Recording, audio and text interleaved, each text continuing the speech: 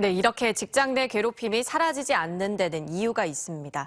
직장 내 괴롭힘 방지법이 있지만 신고를 해도 보복에 시달리는가 하면 실제 거의 처벌을 받지 않는 등 제도적인 한계가 있기 때문인데요. 앞서 전해드린 아산시 사례와 얼마 전 논산시 교통약자 이동지원센터 사례를 보더라도 법의 실효성을 높이는 등 전반적인 개선이 필요하다는 지적입니다. 이어서 김철진 기자입니다. B씨는 얼마 전 논산시 교통약자 이동지원센터에서 업무와 관련 없는 가축 사육장 짓기 등 직장 내 괴롭힘을 폭로했습니다.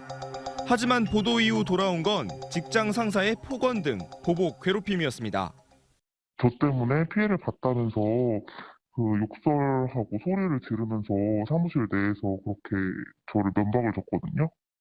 실제 통계를 봐도 전체의 절반 이상이 신고 뒤 피해자 보호 등 조치 의무가 지켜지지 않은 채 방치됐습니다.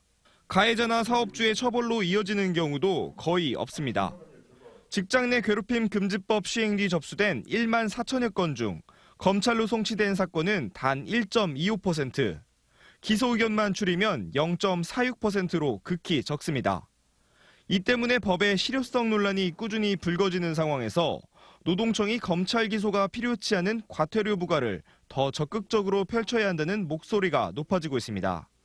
전문가들은 피해자가 괴롭힘을 인정받기 어려운 경우가 많기 때문에 근로기준법상 입증 책임도 사용자로 명시해야 한다고 조언합니다. 법의 취지가 근로자를 보호하는 거고 일방이 힘이 약할 경우 그런 부분에 대해서 입증 책임을 완화해 주는 게 사회 정의나 형평의 원리에 더 부합하는 거 아닐까라는 생각.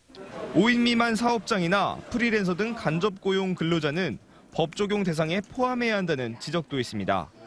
지난해 관련 법 개정안이 발의됐지만 현재 국회에 계류 중입니다. 5인 미만 사업장에서도 직장 내 괴롭힘이 근절될 수 있도록 근로기준법 논의가 환노위에서 진행될 예정이고요. 저도 공동 발의한 만큼 이 직장 내 괴롭힘 근절을 위해서 함께 노력할 생각입니다. 지난해 9월과 10월 직장 내에서 집단 따돌림 등으로 대전에서 소방관과 공무원이 연달아 숨지는 등 직장 내 괴롭힘은 지금도 계속해서 발생하고 있는 가운데 사회 전반의 개선 노력이 필요해 보입니다. TJB 김철진입니다.